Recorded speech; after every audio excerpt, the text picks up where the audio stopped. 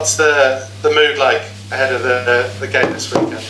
Yeah, it's a good mood, I think. Obviously it's a tough night the other night in the Carabao, but this sort of division and competitions, there's another game around the corner and it's an opportunity to put it right.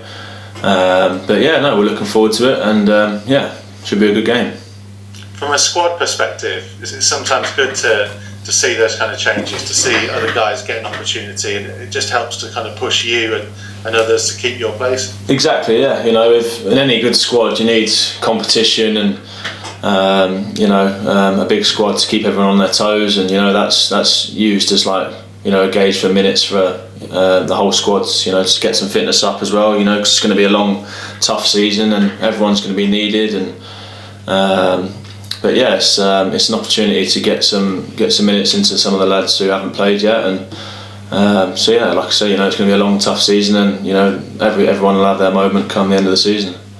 I was just saying to Mark that obviously you had kind of a shortened summer and an earlier start, and so pre-season is different, and then you've had the game postponed, so the whole start of the season has been a bit weird, right? Does it feel strange? It is strange, yeah. It's hard to get into sort of a rhythm and a schedule, because we were so ready for the game against Rotherham last week, and then to find out quite late on the Saturday evening that it wasn't off, it's just takes you off your stride a little bit. But it's not something we can control, let alone the manager. So we just got to keep being flexible and change, if and when we have to, but still prepare games when we have them. So it's tricky, but it's part of the job. It shouldn't really be part of the job, but it is, and it's just the way it is at the moment. And that's the way it is. Do you think as players, and maybe you specifically, how important is that routine?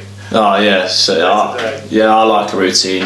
It's I wouldn't say I'm superstitious, but I like to stay up in a hotel or whatever, and just actually get my rest and focus on the game and nothing else. To then be told that it's off, and then go back home and then don't know what I'm doing myself, and it's tough to get into a sort of stride. But like I say, so out of our control, and we just get told if and when games are on or off. But hopefully with a couple of weeks without anyone being on the pitch, hopefully it'll start getting better.